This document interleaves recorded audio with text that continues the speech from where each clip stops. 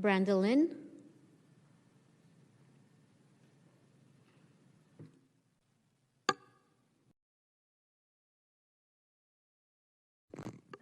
Good afternoon, Great Park Board. Branda Lin, Irvine resident.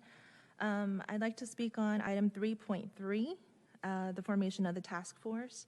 After looking at reading the memo, some concerns I had was the power for each of the council members to appoint 3 members to the Great Park Task Committee or Task Force.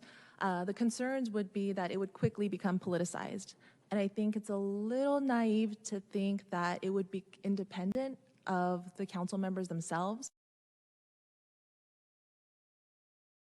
I guess some concerns I have would be that the voting would really just align with you all, and it would not be an independent body with an independent voice without undue influence. And I guess if there was a way to instead vote in members as was suggested, or perhaps even just this would be a stepping stone to come up with a process in which we can find an independent body, I think that would be wise. Also, I guess the concern would be a lot of times I think certain council members do have relationships within the community, specific community members, and perhaps those community members get some information and they're privy to more information than perhaps the community at large. And when we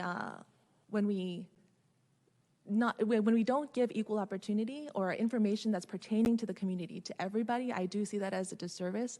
I appreciate these open hearings, public hearings. This is where the information should be disseminated and given to us all, so we all have access to the information. We can assess it and analyze it together instead of it coming from specific individuals that have a certain ear for either the lobbyist, for a developer, or a council member. So those were just some concerns I had looking at the task force.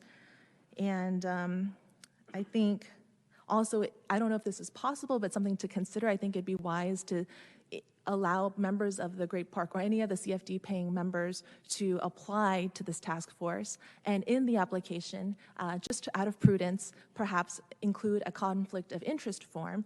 Now, I don't know how it would be worded. I don't have any suggestions on that, but I think, again, if it is to indeed give the Great Park residents and the CFD taxpayers an independent voice and have them autonomous and bring the concerns and the ideas from the community on their own without being influenced by any of our politicians or developers, I think that would be ideal. And in any way that we can come up with something like that, I think it would be best. Thank you.